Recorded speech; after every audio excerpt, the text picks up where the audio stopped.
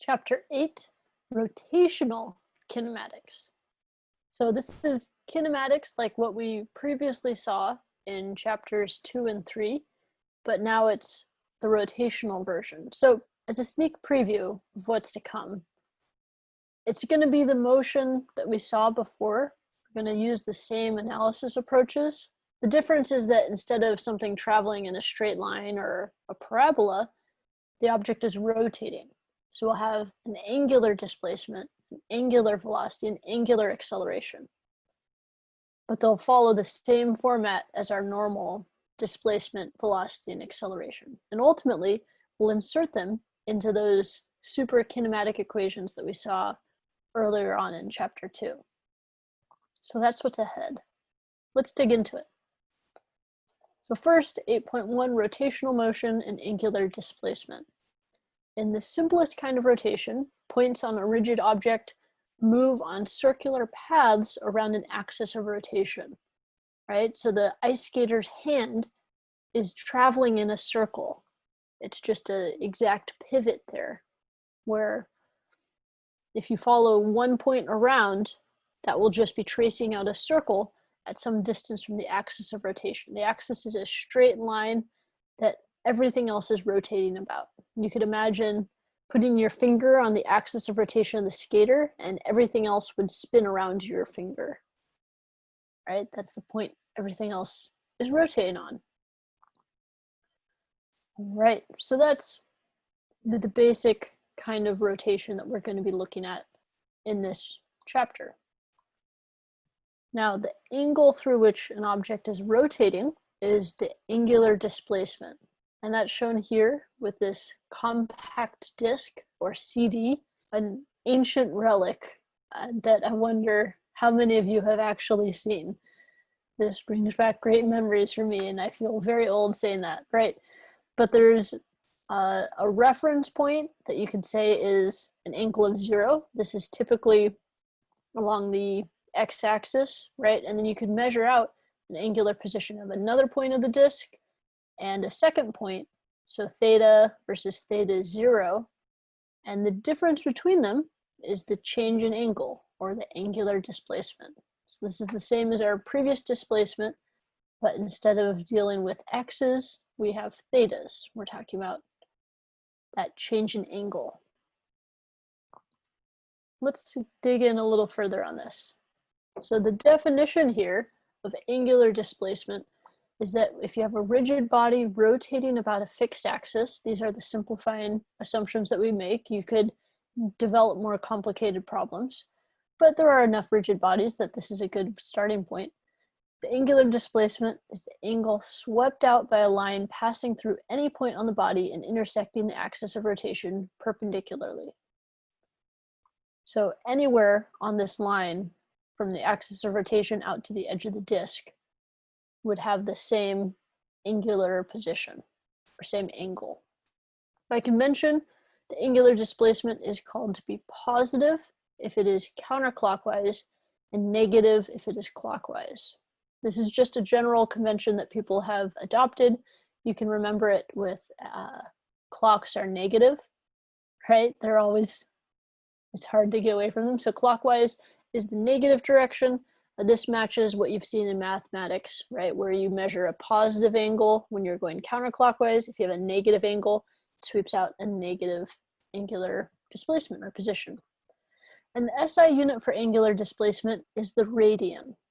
So this is a contrast from previous chapters where we've worked in degrees. Here we're going to be working in radians quite a bit, which is abbreviated as just RAD, which is pretty rad.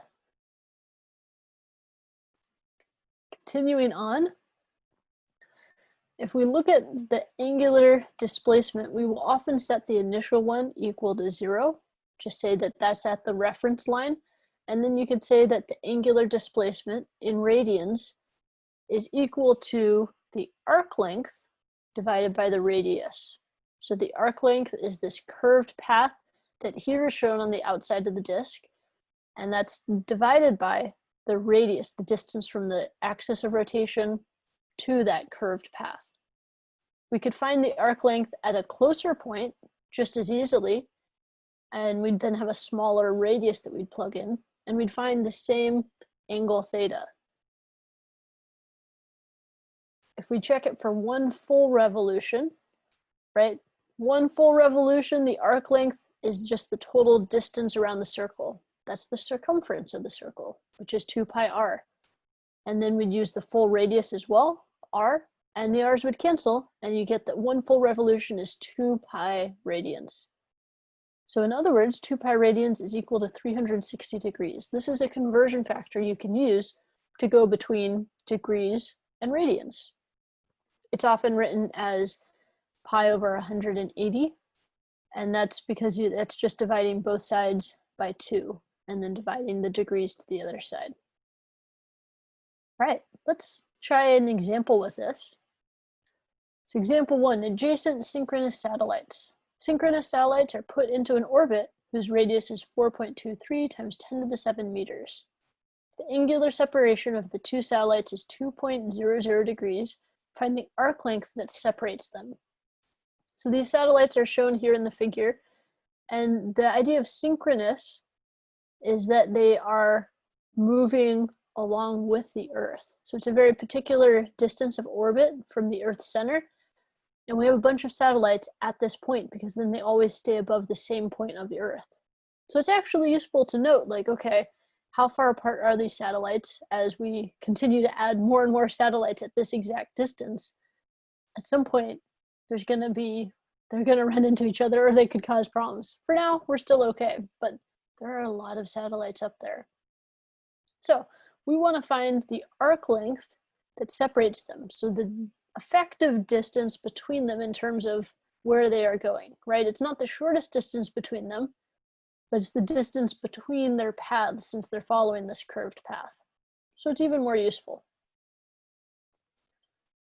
Right, so we know an equation for arc length if we just rearrange our definition of angular displacement in terms of arc length. Right, if we know that theta is equal to arc length s divided by r, then we can solve for s by multiplying r times theta.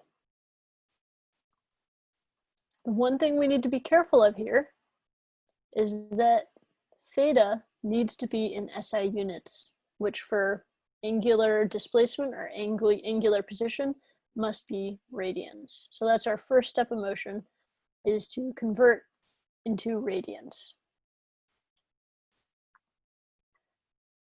So here we have the 2 degrees, and since we want to cancel the degrees, we'll multiply by 2 pi radians divided by 360 degrees. This is what I was describing to you as the pi over 180. Right, the pi over 180 has an implied pi radians divided by 180 degrees. So that conversion factor works just as well. The 2 is just divided out. So we see that the 2 degrees comes out to 0.0349 radians.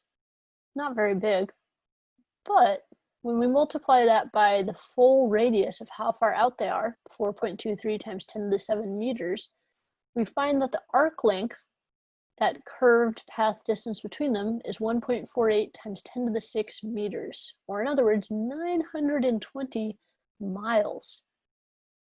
So there's still some pretty good space between these two satellites, even though it's a tiny amount of degrees. 2 degrees ends up being a huge separation if it's a large enough radius. It would not be a big separation if it was a radius of 1 meter, right? They would be right on top of each other. That would not work so well. But at the large scale that we have for these orbits, 2 degrees is a-okay. Now, continuing to think about space, let's look at a conceptual example of a total eclipse of the sun. The diameter of the sun is about 400 times greater than that of the moon. By coincidence, the sun is also about 400 times farther from the Earth than is the moon. For an observer on the Earth, compare the angle subtended by the moon to the angle subtended by the sun and explain why this result leads to a total solar eclipse.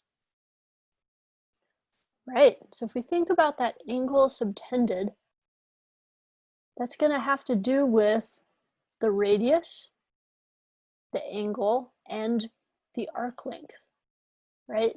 The arc length here is technically curved, so it's a little bit different than the diameter, but since the radius is so big, it ends up being effectively the same for all intents and purposes. So if we plug in an arc length, a diameter that's 400 times bigger for the sun than the arc length of the moon, and we do the same thing for the distance away, where r, the radius here, is the distance from the observer to the object, right? That's highlighted here with our moon versus our sun. So 400 times our moon. We find that because they are both bigger by a factor of 400, it's exactly the same as the arc length of the moon divided by the radius of the moon. In other words, they subtend the same angle. The angle subtended by the sun is exactly the same as the angle subtended by the moon. This allows the sun, or the moon, to completely block the sun, even though it's tiny compared to the sun. It's close enough that it can appear on the same scale as it, right? We can have the moon block the sun as shown, which is pretty dramatic. It's also the reason why you can block out the moon pretty well with your own thumb. Even though your thumb is much smaller than the moon or the sun, you can stick it right there, and it appears a lot bigger because that radius is so much smaller. So there's some applications of the angular displacement, and we will continue on with our angular variables in the next section.